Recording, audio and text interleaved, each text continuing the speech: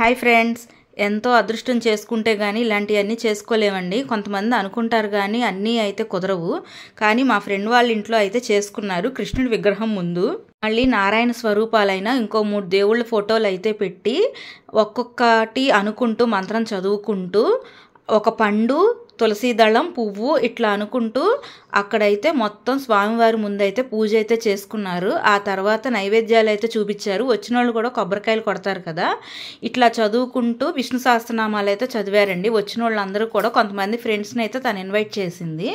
ఇంకా అందరం కింద కూర్చునే వాళ్ళు కింద కూర్చుని, పైన కూర్చునే వాళ్ళు అయితే పైన కూర్చుని విష్ణు సహస్రనామాలు చదివాము.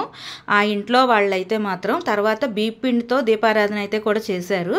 అంతా అయ్యాక అలంకారం చూడండి ఎంత బాగుందో. తర్వాత మా ఫ్రెండ్ వాళ్ళ దంపతులు అయితే కొబ్బరికాయ కొట్టి పూజకైతే విరమించారనమాట. హారతి ఇచ్చేసి నైవేద్యం చూపించేసి. ఇక్కడ ఈ అలంకారం చూడడానికి అయితే మొత్తం అయ్యాక 2 కళ్ళు చాలేదేమో అన్నంత అందంగా అయితే